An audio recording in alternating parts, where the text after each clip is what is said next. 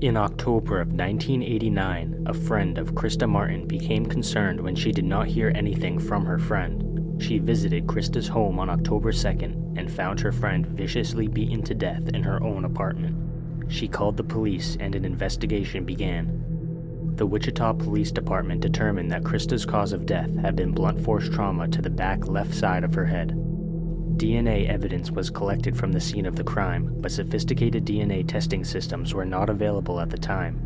Numerous interviews were conducted, but none revealed a suspect. DNA samples were collected from several individuals, but none of them matched the ones taken from the crime scene. The investigation quickly stagnated with no new evidence, leads, or suspects. In 2009, the DNA taken from the crime scene was finally submitted to the Sedgwick County Regional Forensic Science Center, and they were able to create a DNA profile of the suspect. The profile did not match any previously known profiles, and none of the DNA samples the authorities collected were a match either. With nothing to point to a suspect, the case went cold. In 2020, the Wichita Police Department collaborated with the FBI and Othram to crack the cold case. Othram was able to create a more advanced DNA profile of the killer, and they delivered this profile to the FBI. New interviews were conducted by a homicide detective and a special agent from the FBI, leading to the identification of a potential suspect, a man named Paul Hart who had died in a traffic collision in 1999. The authorities collected DNA samples from Hart's living relatives, and they matched the suspect's profile. Detectives not only wanted to identify the killer, but they also wanted to figure out exactly what happened on the day of the murder. They could not find a solid connection between Krista and Hart, although they happened to live 6 houses apart from each other at the time. They also discovered that Krista had been a social butterfly, the type of person who frequently spent time at bars and would get rides home from people she met. She was also known to invite people into her apartment, which would explain why there were no signs of forced entry. Although the authorities were unable to identify Krista's killer in time to bring him to justice, at least he faced a sort of justice by pure coincidence. It's terrifying to think that people like Paul Hart walk amongst the rest of us, their darkest secrets, unknown to the world.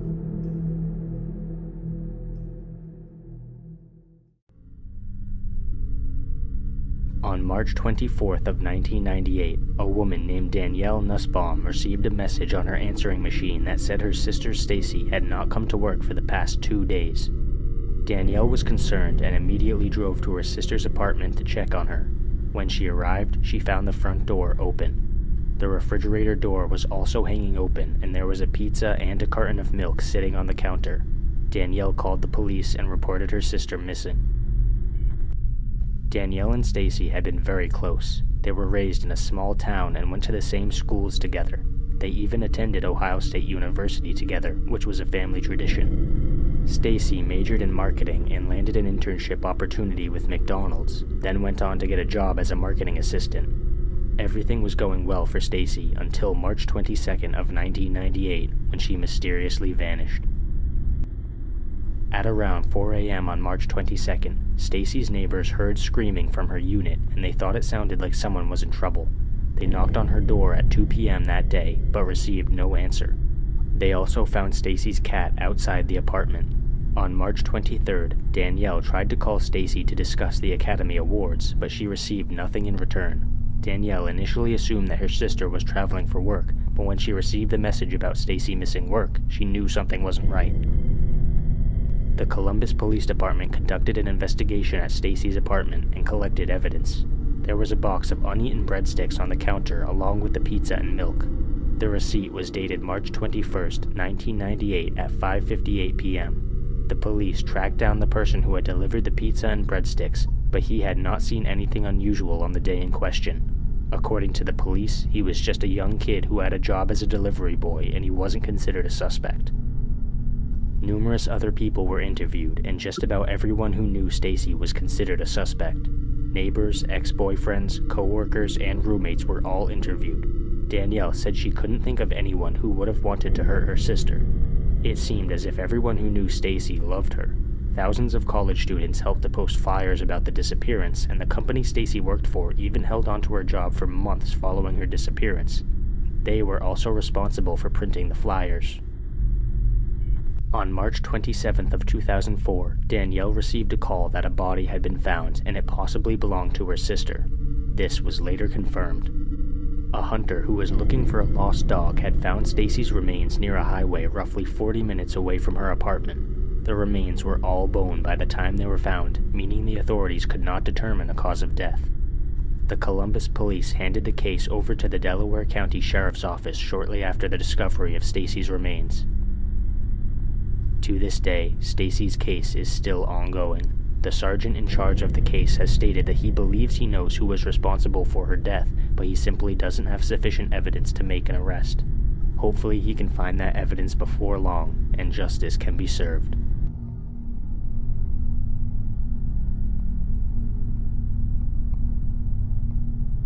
Susan Taraskiewicz worked as a baggage supervisor for Northwest Airlines at Logan Airport. She was described as creative, athletic, talented, and smart. According to her mother, Susan always wanted to help others. She took a firefighter placement exam and was 8th on the list of reserves for the Swampscott Fire Department. On September 13th of 1992, she made the nightly run to a sub shop to pick up food for herself and her co-workers. She never returned to work, and her body was found in the trunk of her car 36 hours later. She had been beaten and stabbed.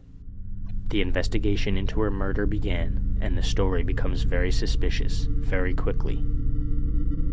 Several Northwest baggage handlers had been subpoenaed to testify about a nationwide credit card theft ring in front of a grand jury. According to court documents, some of Susan's co-workers had harassed her because they feared she would testify about the ring. Susan's mother said her co-workers believed their harassment would make Susan quit, but she was more resilient than they gave her credit for.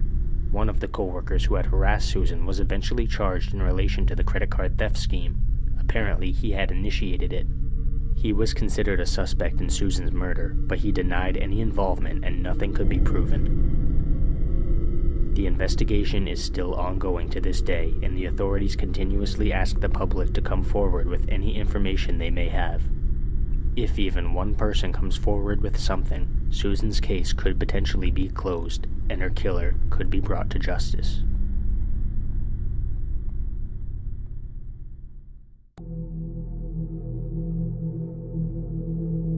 Suzanne Morphew met her husband Barry Morphew in high school. They had both grown up in Alexandria, Indiana, and they got married in 1994. Barry started a landscaping business and Suzanne was a school teacher until they had their 2 daughters, at which point she left her job to raise the children. Their marriage was far from perfect, with both parties cheating on each other. The couple ended up moving to Colorado, and there were rumors that the reason for the move was to get a fresh start. Early in the morning on May 10th of 2020, Barry left home and drove 150 miles to a job site in Broomfield, Colorado. His daughters texted their mother to wish her a happy Mother's Day, but she never responded. They told Barry that they were unable to get a hold of Suzanne, and he asked one of their neighbors to check on her. Suzanne was nowhere to be seen, and her mountain bike was also gone. Barry asked the neighbors to call the police. Strangely, rather than immediately returning home, Barry dropped off a shovel and some other tools at a hotel where he had booked rooms for himself and his co-workers. Only after this did he drive home. An investigation into Suzanne's disappearance began, and her mountain bike was found on the side of a cliff near their house. There was never any clothing, blood, or evidence of any kind found near the bike, and Suzanne's helmet was found about a mile away. Her sunglasses and hydration backpack were still inside of her car. All of this information made investigators believe the scene with Suzanne's bike had been staged, and she had never actually gone for a bike ride that day. 10 days after Suzanne's disappearance was reported, the authorities found a spy pen in her walk-in closet. The pen was voice-activated and recorded conversations. She had bought it to catch Barry cheating, but she had accidentally recorded herself cheating. Investigators tracked down her secret lover and questioned him. He had a family of his own, and he had done everything possible to keep his affair a secret, but he cooperated with police. His alibi was confirmed, and he was cleared. Investigators were eventually able to obtain access to Suzanne's text message history. They discovered that she and her lover had messaged each other 59 times on the day of her disappearance, and Suzanne had even sent him this selfie, which was the last picture ever taken of her alive. Barry sent Suzanne a text at 2:26 p.m. saying he was on his way home, but he received no answer. He texted her a second time asking, "Did you leave?" and received no answer again. The authorities believed that Barry had been responsible for his wife's disappearance, and they found a potential motive on his phone. Numerous texts from Suzanne to a close friend hinted at a rough relationship. "I feel no peace when he's here. I would not feel safe alone with him," and "he won't speak of divorce." Finally, the authorities found a text from Suzanne to Barry saying, "I'm done. I could care less what you're up to and have been for years. We just need to figure this out civilly." Speaking of Barry's cell phone, another piece of evidence seems to suggest that he may have been responsible for the murder. Investigators looked at his cell phone records and discovered that on the day of Suzanne's disappearance, his phone had pinged all around the house. Barry claimed this was because he was running around the property shooting chipmunks, but the authorities believe he had been chasing his wife with a tranquilizer gun. Next is this image of the master bedroom door frame from the Morphew house. Notice this long crack in the wood. Barry claimed he had no idea how the crack had gotten there, but investigators believe it's a sign of a struggle between him and Suzanne. Yet another piece of evidence against Barry's innocence is his truck's computer. Barry told the authorities that he went to bed at around 8 p.m. on May 9th, but his truck's computer shows the truck was put in reverse and backed up towards the house at around 9:30 p.m. The authorities still maintain their theory that Barry used a tranquilizer dart to subdue Suzanne, and this next piece of evidence certainly makes that seem likely. A needle cap was found in the dryer of the Morphew house. Barry claims he doesn't know how it got there, but investigators believed he used a needle to load a dart with tranquilizer chemicals. No chemicals were found anywhere in the house, although Barry admitted to having experience with tranquilizer guns. Take a look at this photograph. It was taken on May 10th, just one day after Suzanne was reported missing. It shows Barry throwing out trash in a dumpster in front of a hotel. This picture alone would not be enough to cast much suspicion on Barry, but the fact that this was only one of several trash runs he made that day is certainly suspect. Investigators believe he was disposing of evidence. This next photo shows Barry's arm 3 days after Suzanne's disappearance. As you can see, he has several scratches. The authorities believe these scratches came from Suzanne fighting for her life. Despite the seemingly overwhelming evidence against Barry Morphew, the case is a little more complicated. Investigators took a look at Suzanne's Range Rover and discovered samples of male DNA that partially matched an unnamed man who was connected with 3 sexual assault cases in Arizona and Illinois. With this piece of evidence, it seems like Barry may not have been responsible after all. The final bit of information I'll leave you with in regards to Suzanne's case is that her remains were finally discovered this year, 2023. They were in a shallow grave in Colorado, roughly 50 miles away from her home. The remains were completely skeletal, seeing as they had sat there for so long. Because of this, the authorities have not yet determined a cause of death, and the investigation is still ongoing.